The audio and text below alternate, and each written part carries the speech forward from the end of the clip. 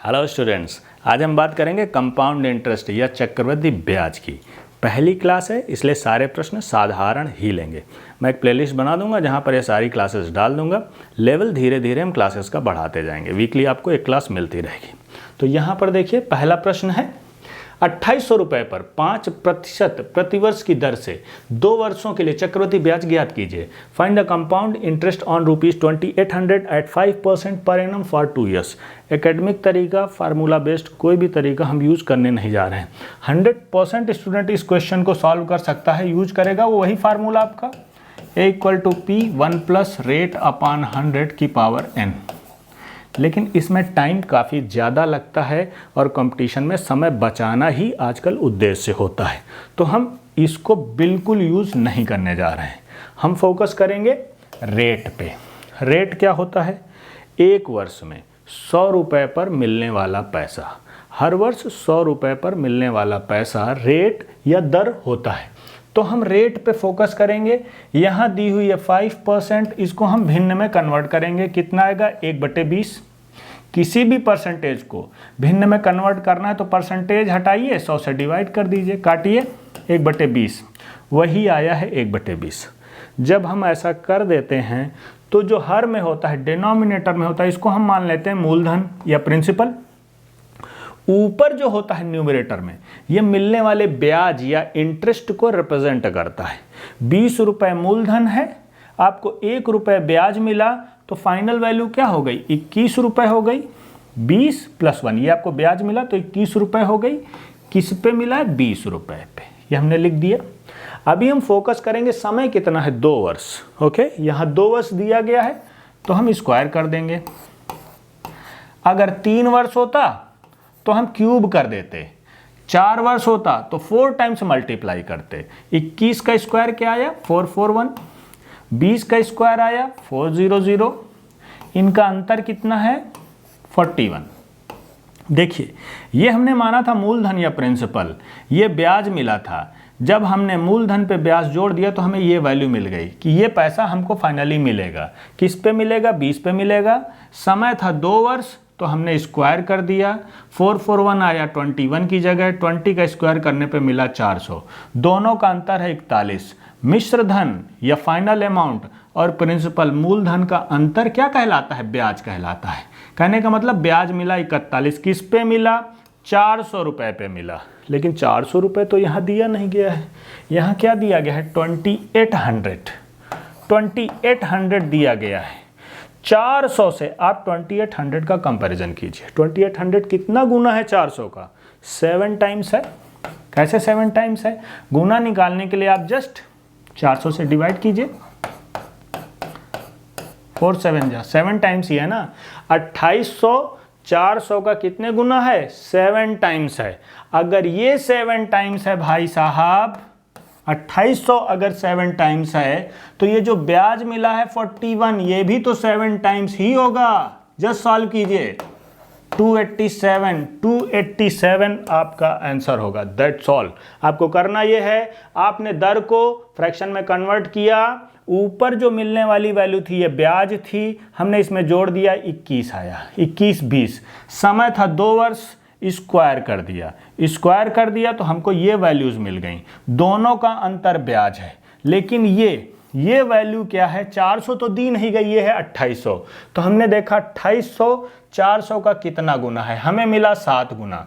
अगर ये वैल्यू 7 गुना है, ये वैल्यू अगर इसकी 7 गुना है तो डेफिनेटली दोनों का अंतर जो ब्याज था यहाँ पर 41 रुपये, ये भी तो 7 गुना ही होगा। हमने जस्ट 7 से मल्टीप्लाई किया, 287 हमारा आंसर आ गया। सेकेंड क्वेश्चन थोड़ा सा अलग है। सारे प्रश्न कुछ ना कुछ अलग होंगे, इसलिए आपको सारे प्रश्न ध्यान से करने हैं। 20% की चक्रवृद्धि ब्याज दर के साथ एक मूल राशि 2 वर्षों में ब्याज के रूप में 440 रुपये देती है। 2 साल बाद राशि क्या होगी?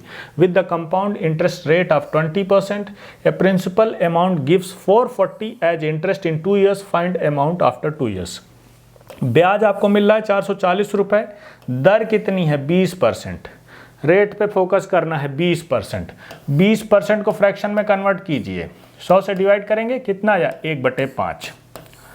जो भी भिन्न आती है मैंने आपको बताया, अगर हम इसको प्रिंसिपल या मूलधन मानते हैं तो ऊपर वाली वैल्यू मिलने वाले ब्याज को या इंटरेस्ट को रिप्रेजेंट करती है। 5 रुपए पे ब्याज मिला 1 रुपए, तो फाइनल अमाउंट कितनी हो गई? 5 + 1 6 हो गई। मूलधन कितना था? 5। ओके, तुरंत देखेंगे समय कितना है, 2 वर्षों में। 2 वर्ष दिया गया है, मैंने आपको बताया अगर 2 है तो स्क्वायर कर देंगे। 6 का स्क्वायर 36, 5 का स्क्वायर 25। ये मूलधन हो गया, ये फाइनल वैल्यू हो गई। दोनों का अंतर ब्याज होता है, मैंने आपको बताया 25 और 36 का अंतर कितना है? 11 रुपीस ब्याज है। यहाँ पर आपको निकालना क्या है कि 2 साल बाद राशि क्या होगी। कहने का मतलब ये वाली वैल्यू निकालनी है कि कितनी होगी। आपको दिया क्या गया है यहाँ पर दिया गया है 440 रुपए ब्याज के रूप में। इंटरेस्ट जो दिया गया है 440।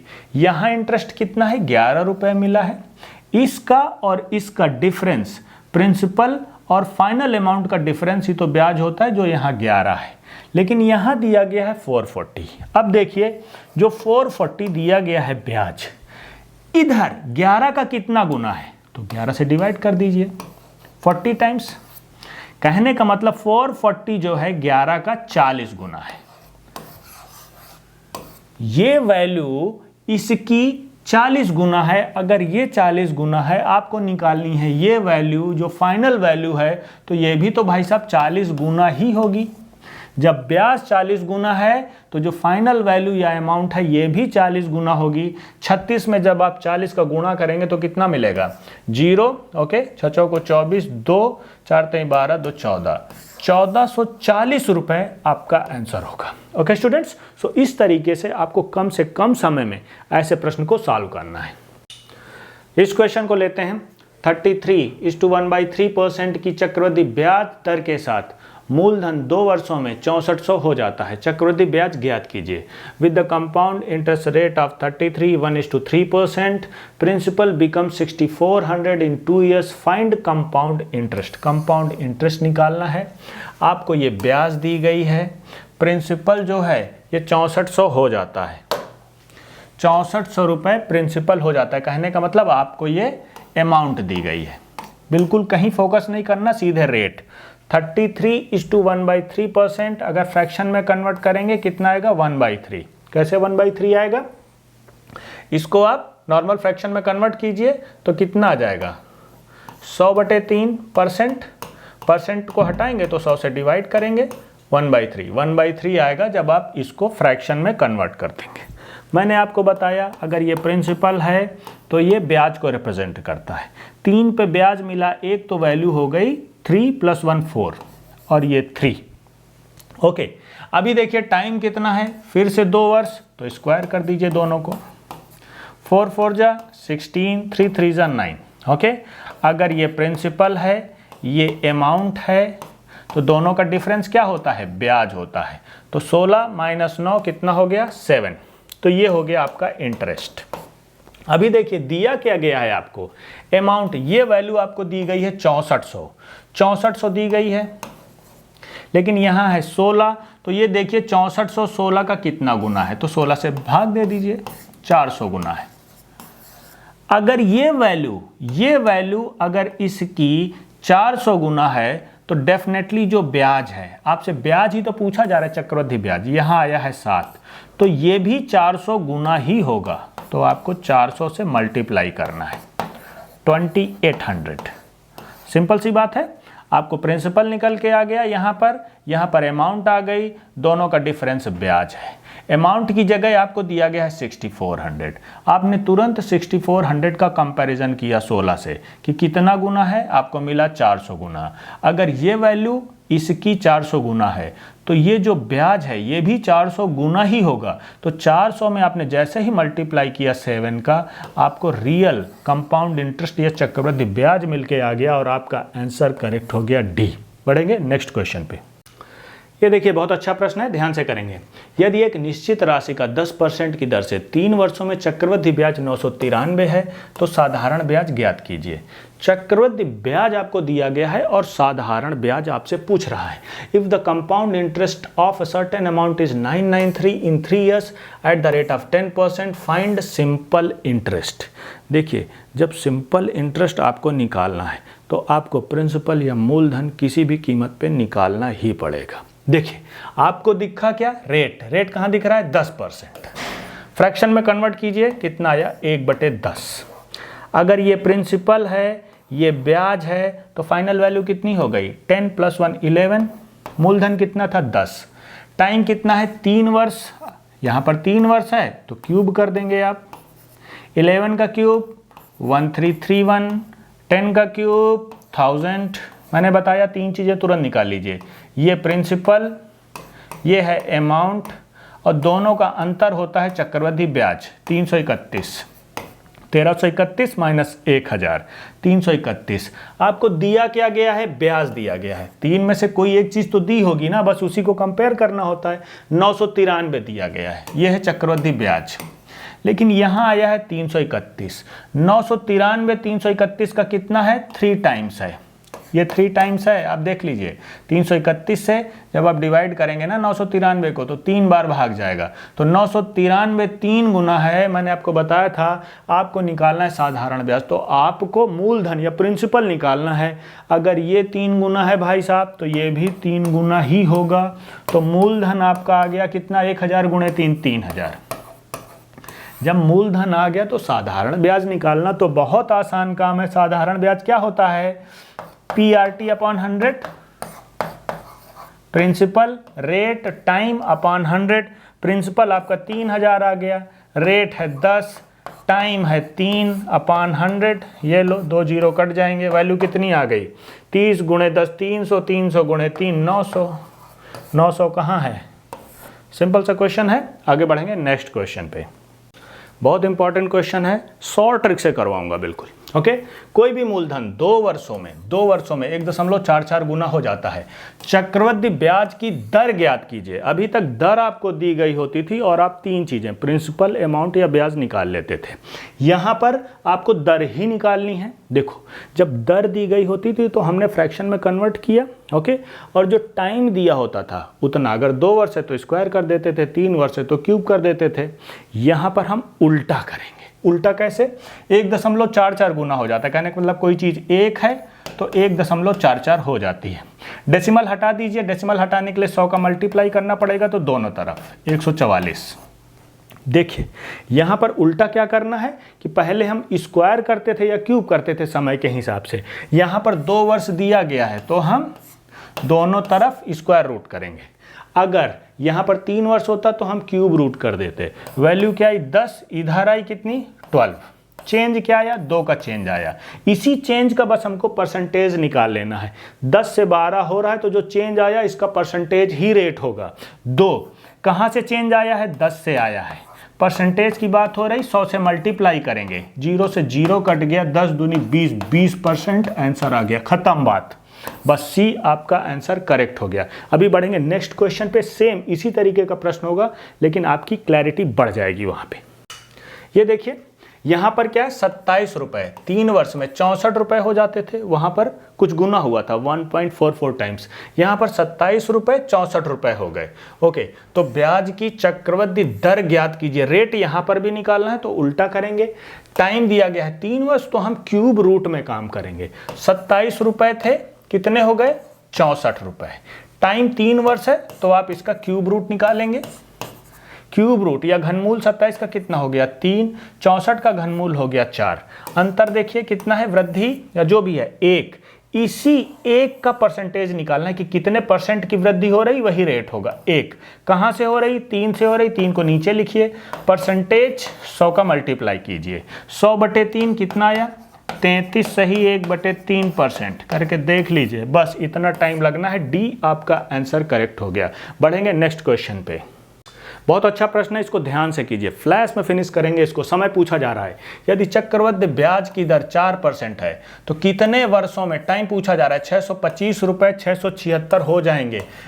यहाँ पर रेट वगैरह कुछ नहीं आपको देखना है, 3 चीज़ें दी गई हैं, रेट दिया गया है, प्रिंसिपल आपको दिया गया है, यहाँ पर अमाउंट दी गई है, और आपसे पूछा जा रहा है कितने वर्षों में। जब टाइम पूछा जाए तो बहुत आसान होता है, रेट की तरफ बिल्कुल फोकस नहीं करना। सारी रिसर्च करने के बाद ये देखा गया है कि ये जो 2 वैल्यूज होती हैं, प्रिंसिपल और अमाउंट, ये किसी न किसी नंबर का स्क्वायर या क्यूब होती हैं। कहने का मतलब 625 को चेक कीजिए किसका स्क्वायर है, और 676 का चेक कीजिए किसका स्क्वायर या क्यूब है। 625 है आपका 25 का स्क्वायर, और ये है 26 का स्क्वायर। दोनों में जैसे ही ये नंबर कॉमन हो जाता है आप बोलेंगे टाइम निकल के आ गया, 2 इयर्स। अगर ये नंबर किसी नंबर का क्यूब होता, कहने का मतलब अगर यहाँ 3 आता, यहाँ भी 3 आता, तो आप बोलते 3 इयर्स, दैट्स ऑल। आपको रेट पे फोकस ही नहीं करना, केवल प्रिंसिपल लेना है, अमाउंट लेना है, चेक करना है ये किस नंबर का स्क्वायर या क्यूब है, और बस जो भी नंबर यहाँ पर आया हुआ है वही टाइम है, इतने साल। अभी हम कुछ ऐसा क्वेश्चन लेंगे जहाँ पर सीधे सीधे आपको स्क्वायर या क्यूब नहीं दिखेगा, तो उनको हम कैसे करेंगे ये भी कर लेते हैं। यहाँ पर भी देखिए आपको रेट दिया गया है, कितने वर्षों में, टाइम पूछा जा रहा है, टाइम पूछा जा रहा है। टाइम पूछते ही आपको 2 चीज़ें तो जरूर मिलेंगी, प्रिंसिपल मिला 200 रुपये मिला, और हो कितना गया, 200 नहीं है, इनफैक्ट 1200 है, सॉरी 1200, हो कितना गया अमाउंट, 1323 रुपये। तो आपको रेट पे फोकस नहीं करना है, जब भी टाइम पूछा जाए आपको सीधे प्रिंसिपल पे फोकस करना है। 1200 1323, सीधे सीधे तो ये कुछ किसी का स्क्वायर या क्यूब दिख नहीं रहे हैं, तो हम करेंगे क्या, हम इनको काटने की कोशिश करेंगे किसी कॉमन नंबर से। अगर किसी कॉमन नंबर से कट रहे हैं उसके बाद वैल्यू क्या आती हैं उनको हम चेक करेंगे कि ये किसी का स्क्वायर या क्यूब है क्या। देखिए 2 1 3 3 3 6 2 8 1 9, 3 से दोनों कट रहे हैं तो 3 से काटते हैं, तो ये 400, ये 3 चौको 12, 3 चौको 12 1। अभी देखो 400 क्या है, ये 20 का स्क्वायर है, 441 क्या है, ये 21 का स्क्वायर है। ऊपर वाला नंबर कॉमन हो गया तो टाइम कितना हो गया, 2 इयर्स, दैट्स ऑल। यहाँ पर भी आपका आंसर आया 2 इयर्स। बहुत ही सिंपल प्रश्न है, आपसे जैसे ही टाइम पूछा जाता है आपको कुछ रेट पे फोकस नहीं करना है, सिंपली आपको प्रिंसिपल अमाउंट पे फोकस करना है, और ये पता लगाने की कोशिश करनी है किस नंबर का स्क्वायर या क्यूब है, और बस जैसे ही आपको वो नंबर मिलता है वही आपका आंसर है। 2 इयर्स यहाँ पर आंसर होगा। इस प्रश्न को देखिए, यहाँ पर रेट 10% है, कितने वर्षों में, टाइम पूछा जा रहा है, तो बस रेट को खत्म, रेट का काम ही नहीं है। इतना रुपया प्रिंसिपल, इतना हो जा रहा है अमाउंट, कितना है 10,000, 10,000 कितना हो जा रहा है 133, दिस इज 1, 133 10, ओके। तो यहाँ पर कुछ क्लियर दिख रहा है क्या, 1 0 तो कट ही रहा है, ये 1000, 1331 दिख गया। ये क्या है, 10 का क्यूब है, ये क्या है 11 का क्यूब है, ओके। दोनों का ये नंबर कॉमन हो गया तो टाइम क्या हो गया, 3 इयर्स, दैट्स ऑल। इतना तेजी से ये प्रश्न होते हैं जब टाइम पूछा जा रहा होता है, सबसे आसान होता है, कुछ नहीं, कोई फार्मूला नहीं, कोई रेट नहीं, सिंपली ऐसे लिखना है, कुछ कट रहा है काट लीजिए, फाइंड आउट कीजिए स्क्वायर या क्यूब किसका है, बस आपको आंसर मिल जाएगा। ओके स्टूडेंट्स, सो स्टूडेंट्स आज की क्लास हम यहीं पर फिनिश करते हैं। बहुत जल्द मिलेंगे एक नेक्स्ट क्लास के साथ में।